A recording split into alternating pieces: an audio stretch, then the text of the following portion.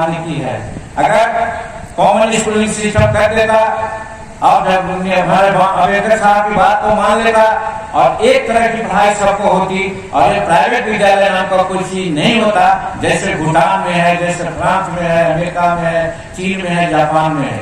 आज वहाँ प्राइवेट विद्यालय नहीं है, सरकारी विद्यालय में सबको पढ़ते हैं और पढ़ करके आगे बढ़ते हैं। वही सिस्टम हिंदुस्तान में करना चाहिए।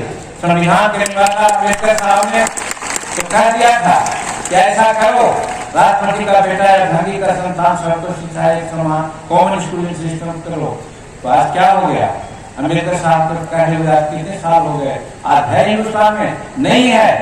इसलिए मैं कहना चाहता हूँ।